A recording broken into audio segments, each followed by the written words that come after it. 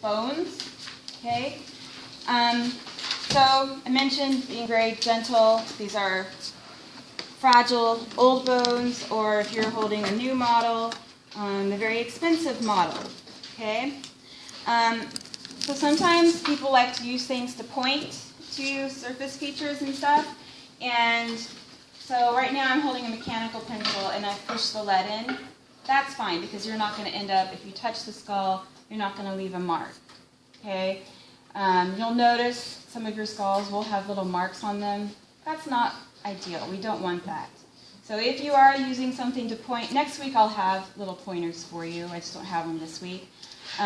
Please be very careful not to mark the skull. Okay? So if you have a mechanical pencil, that's great. If you have a pen, use the other end so you're not going to accidentally mark it up. Okay? They are old. If you drop them, I'll forgive you, but they are very expensive to replace. Somebody found a website yesterday where they were $2,000, because last week someone found a website where they were $10,000. In any case, they're really expensive to replace a real human skull. Okay? So we are going to start off with going over just the bones. And so are you already recording? Oh, okay. So we will start with the bones of the cranium. So we have two basic sets of bones. We have the facial bones and then the bones of the cranium. The big ones for the cranium are protecting our brain. So starting off, this one here is your frontal bone. And if you are following along in your book, which is not a bad idea, there will be some things that are not in your book that you'll want to write in. Okay? So page 124 is a good one, and 124 and 128 are good ones just for the bones. Okay? So sometimes I'll ask you to find it. So use your book. So frontal bone, right in your forehead. If we look at the two bones kind of on the side of our head, on either side, posterior to the frontal bone, we have our two parietal bones. And so whenever we have a pair, we have to also distinguish right versus left. Okay? This becomes really important because on a quiz or an exam, you can name it correctly, but if you forget right or left, that's a half point off. So it is important. In fact, one of my TAs yesterday would have aced the practical if he hadn't switched right versus left. It was very sad when I graded his paper. So it's something to pay attention to. Okay? So we have our right parietal bone and our left parietal bone. In the back of our head, back of our skull, anybody know what this bone is? The occipital bone. Good. I'm going to turn it to the side.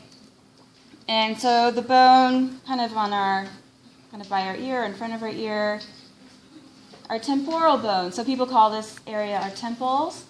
So that's where your temporal bone is. Okay? I want you to be looking at your skull, looking at the temporal bone, because the next little one is a small guy. Okay? And so in front of or anterior to this lovely temporal bone, there's this little bone in front of it. You guys find that little guy? That's your sphenoid bone. Okay? And the sphenoid it's a very interesting bone, but it extends all the way through the inside of your skull to the other side. So if I look at the other side of my skull, okay, here's the sphenoid bone again. It's one bone. Okay, this is not one that comes in pairs. There's only one sphenoid bone in your skull, but it passes through a lot of places. Okay, so you want to remember the sphenoid bone can be found here. Now, looking here at this region, this is the zygomatic arch, which is one of your surface features. The bone that forms the front part of the zygomatic arch, what do you think the bone is called? Yeah, it's a zygomatic bone. Okay? We'll come back to the zygomatic arch in a little bit.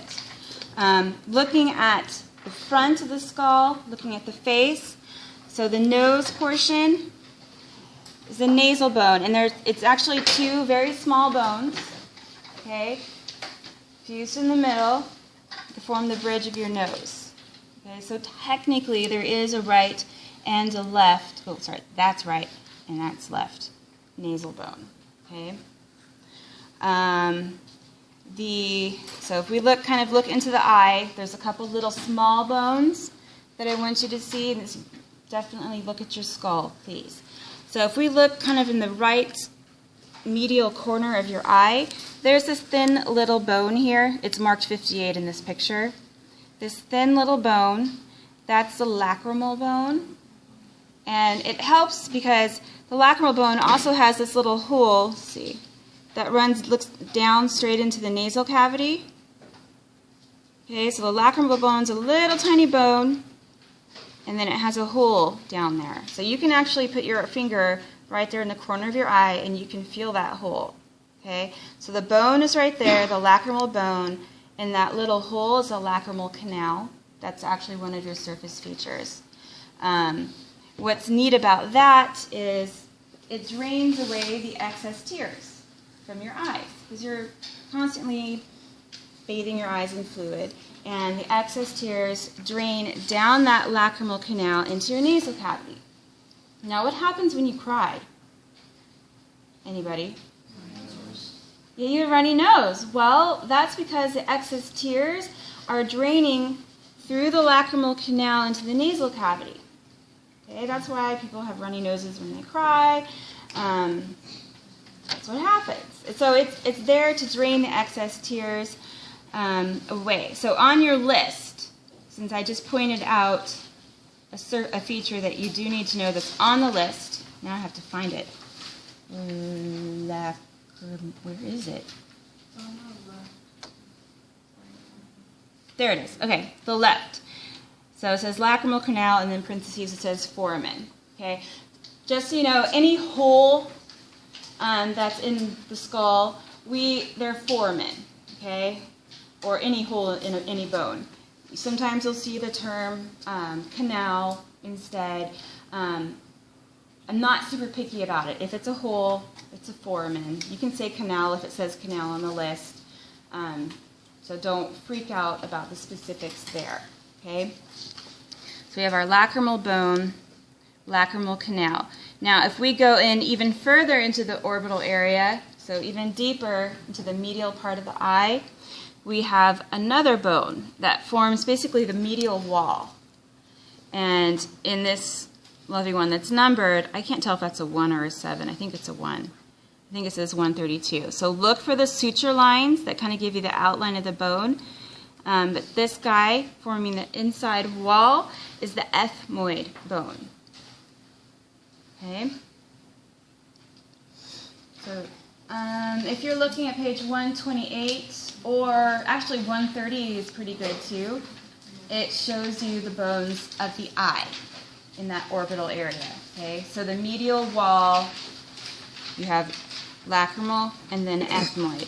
Now, again, the sphenoid bone comes up. If we look directly into the back, or directly into the eye of the skull, forming the back wall, this region here, that's part of the sphenoid bone too. Okay? So the sphenoid bone pops up all over the place, and we'll see it again and again. The bone here, we're going for a big one now, that forms the upper part of the jaw, and also comes all the way up to here on both sides. This is the maxillary, or the maxilla. Okay. Then the other bone, kind of forms the bottom half of our jaw, is the mandible. Okay, so this whole bone is the mandible, and we can actually detach this. Yes, ma'am. Do we need to know or have left and right on the maxilla? No, it's one bone. Yeah, that's a good question. So the maxilla is, well, you know what? No, technically it is 2 bones, because you have this suture right down the middle to there. So there is a suture here And so technically, that's a good question. Nobody's asked me that before. So technically there is a right and a left to the maxilla. There's only one mandible though. Okay, so depending on your skull, it may already have the mandible removed. If not, you can go ahead and take it off because we want to get it out of the way to see a lot of the stuff down underneath the skull. Okay. The next bone I want to show you is the vomer.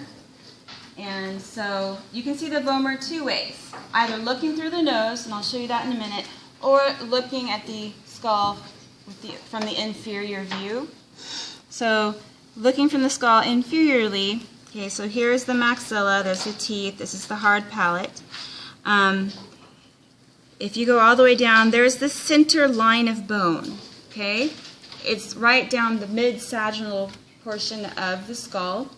This little projection coming up here, this portion is the vomer, okay? Now, I'm going to turn the skull over, and we're going to look into the nose. And so the bottom portion here, kind of where you see that number 55 on this guy, this bottom portion of the divide, which is part of your nasal septum, bottom portion there is the vomer. So if you look at page 128, the vomer is colored in like a dark teal. And so it forms the bottom half of your septum. Okay? And so it's just a tiny little bone, straight up and down. I believe that's all the bones.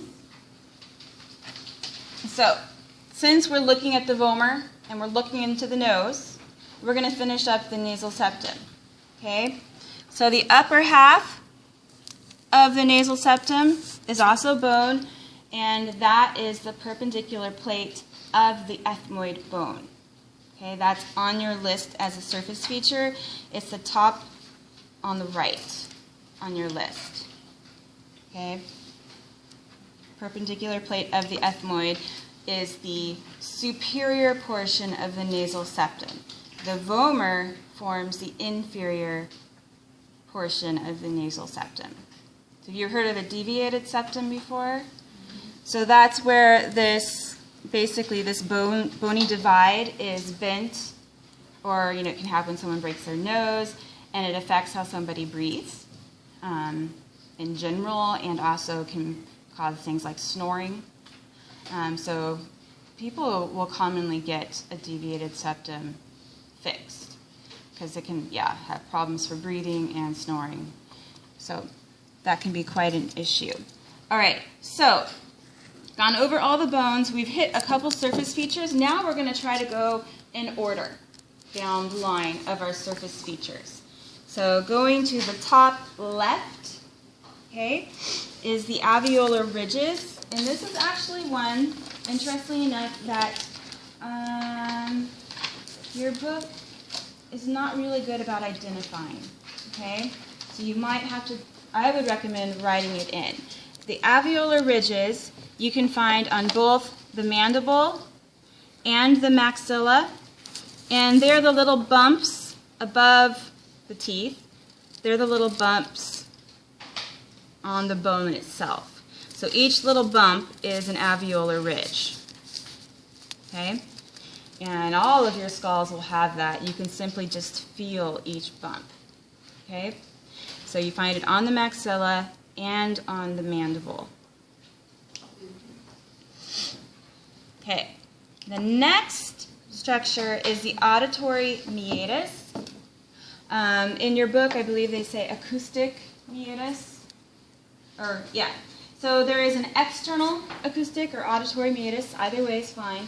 And then there's an internal acoustic or auditory meatus.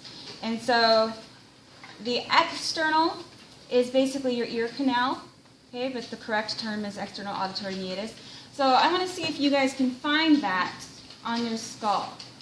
So look at the picture on page 124, and then see if you can find that on your skull. And then Aaron and Elliot, if you don't mind wandering around and helping them and making sure they find that. Okay, I want to see people moving around, touching their skulls, looking. So I'm going to move the skull. Oh, where are you, Brad? Okay, there we go. So we're looking at a lateral view of the skull. And in this view, you can see it. So the external auditory meatus is going to be basically posterior to your zygomatic arch. It's a big hole. Okay? So kind of where your ear is.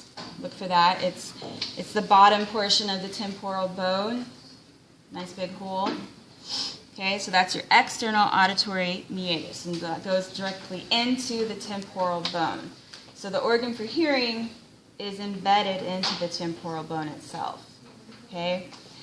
Now the internal auditory meatus is a little bit harder to find. So take the skull cap off if you don't already have it off, and we're going to look inside. Okay, there's stuff in here. So looking inside, first I'm going to point out the major regions just to make life a little easier. And so this front region, so this is the anterior portion of the skull, forehead, okay? This whole region is the anterior cranial fossa. This is on your list on the left-hand side. So this whole region is the anterior cranial fossa. Then this middle region here, that's your medial or middle cranial fossa. And then this back portion that's associated with the occipital bone, that's your posterior cranial fossa. And so for a good reference on page 126, there's two pictures looking inside the skull. The smaller picture shows those three fossas in different colors to help illustrate which is which. Okay?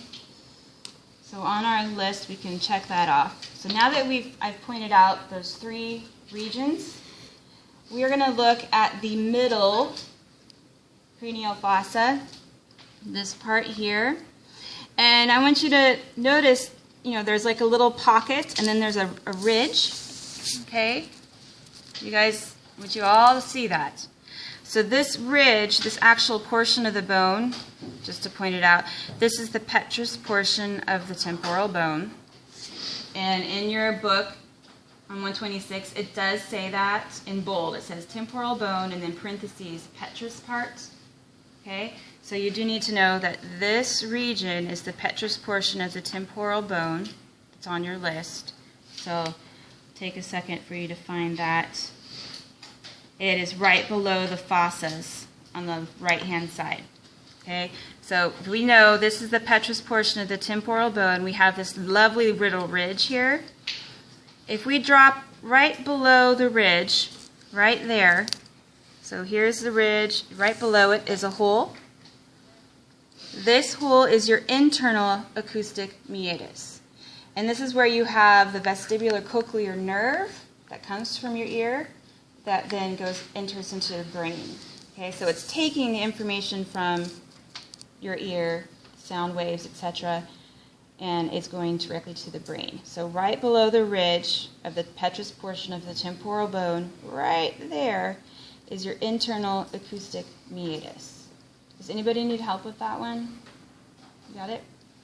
Okay. Next, we'll do one that's easier to find, and that's the cribriform plate. So still looking inside the skull, the cribriform plate you're going to find in the anterior cranial fossa.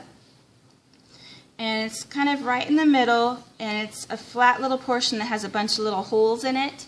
Now, if you have a real skull, some of those holes might be broken. It might look like a big gap. But this region here is the cribriform plate. And separating it kind of down the middle should be a kind of a sharp, thin bone that kind of projects up at the very front and anteriorly. This sharp little bone that kind of splits the cribriform plate into two, that's your crista galli.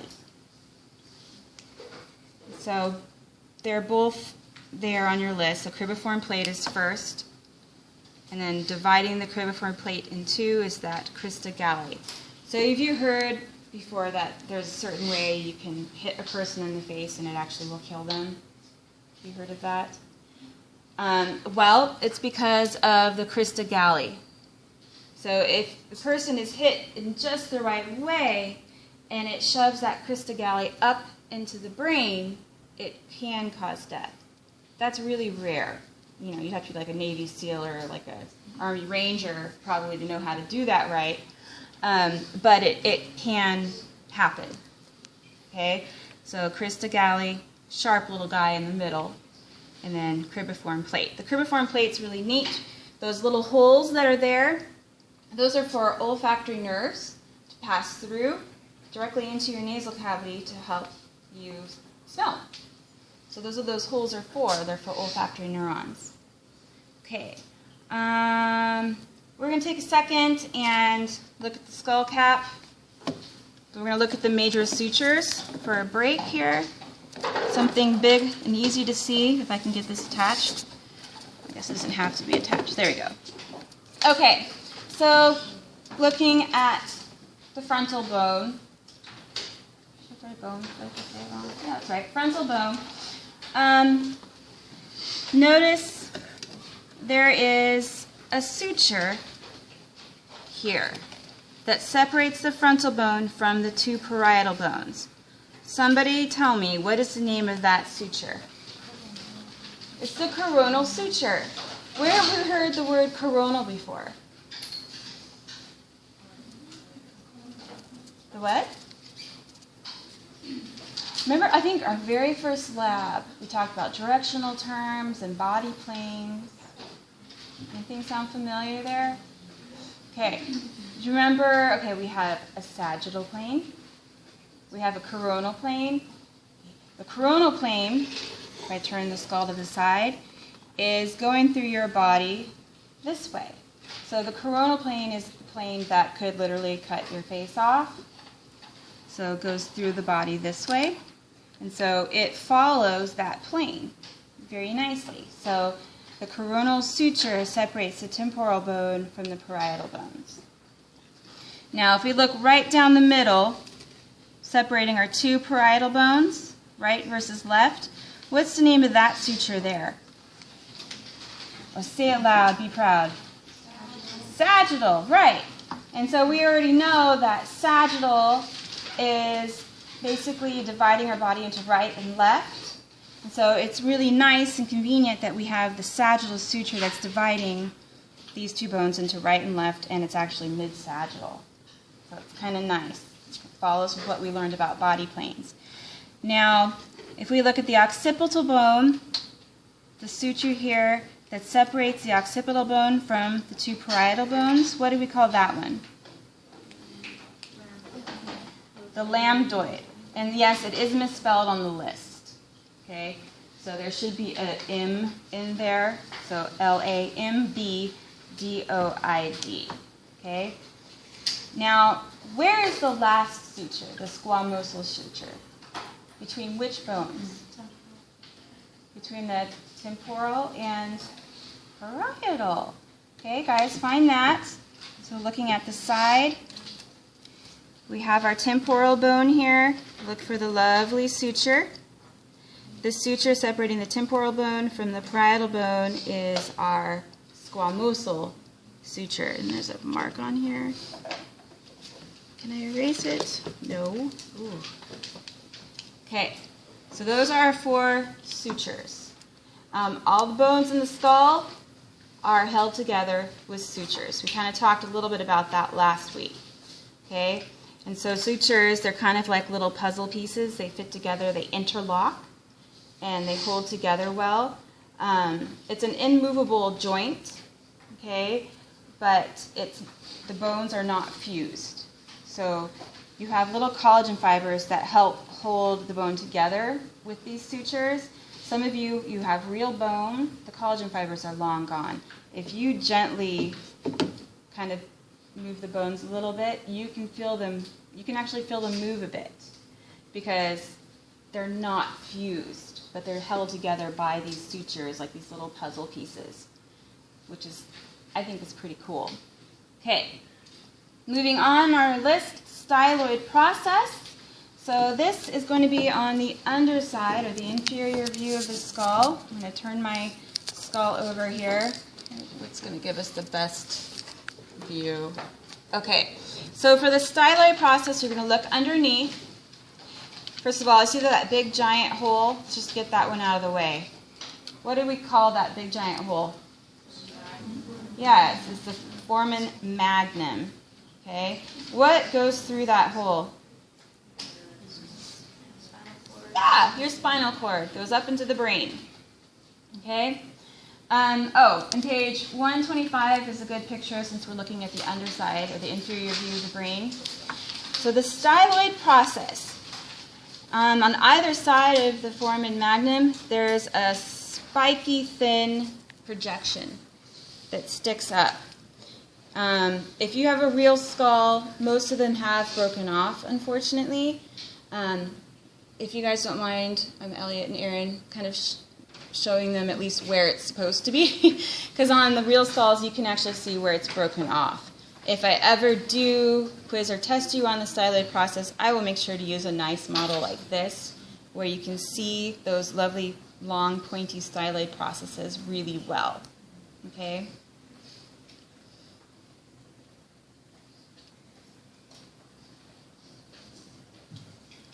Okay.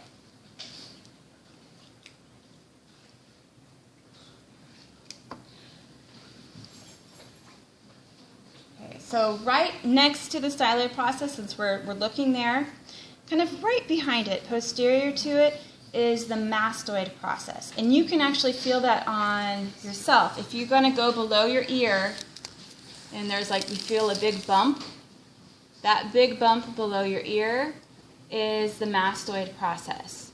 And so my finger was on it. Here is that lovely big bump on the bone. That's the mastoid process. And so the mastoid process is basically posterior to the styloid process.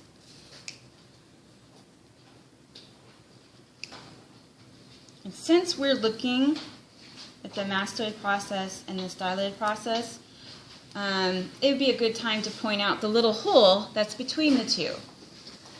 Do you guys see the little hole between the styloid process and the mastoid process? Or if I show you on the numbered part here, styloid process, little hole, mastoid process. That lovely little hole is on your foramina list. It's the stylomastoid foramen.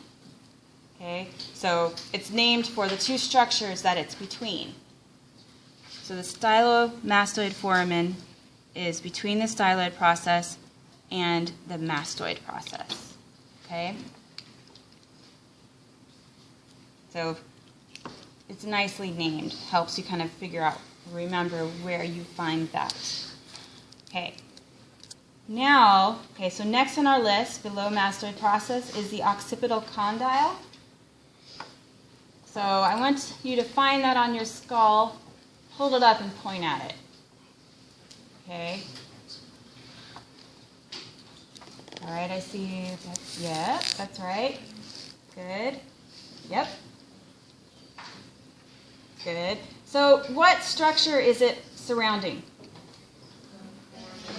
Yeah, the foramen magnum.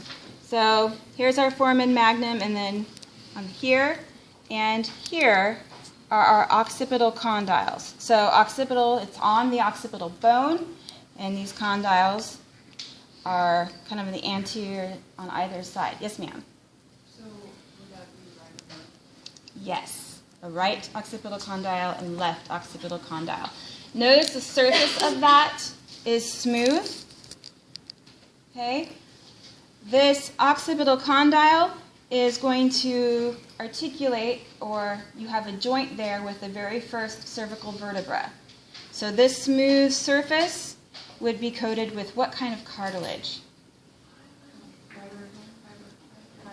Hyaline cartilage.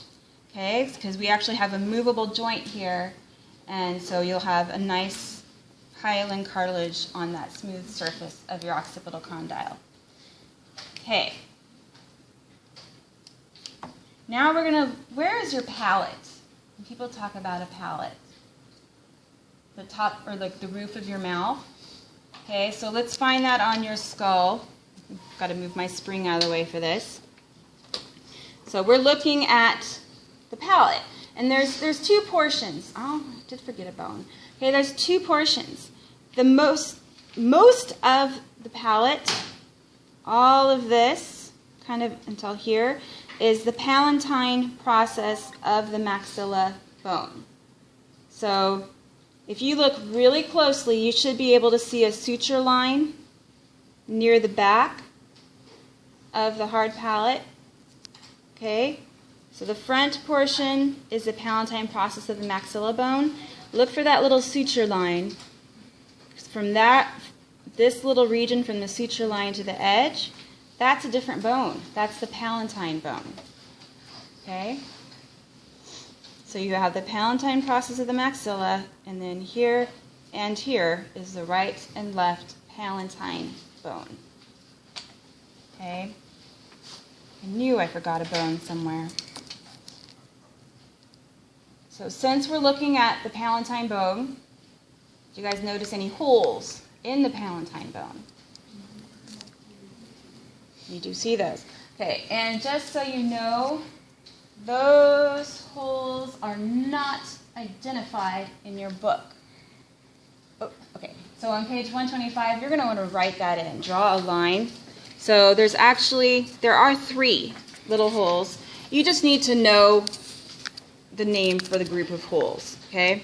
3 of them there, but we just call that the palatine foramina, which means there's more than one, okay?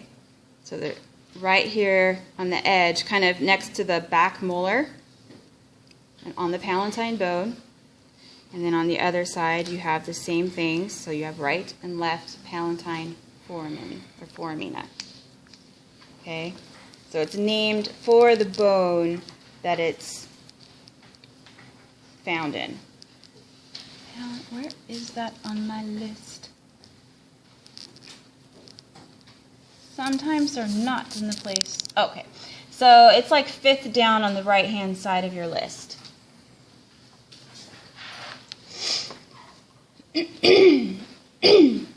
Okay, so we've looked at the palatine process of the maxilla, the palatine bone, and the palatine foramina.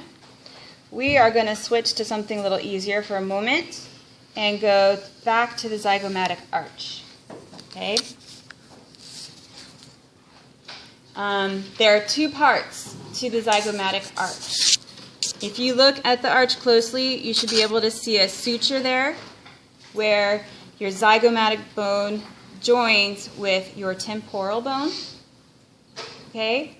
So the zygomatic arch is composed of 2 bones. So here's the kind of the tricky part. This is the temporal bone. This process here is part of the temporal bone. So the name of this, though, is the zygomatic process of the temporal bone. Okay? So it belongs to the temporal bone. Here, on the zygomatic bone, the process is shorter. Okay, so it's from here to the suture line. This is called the temporal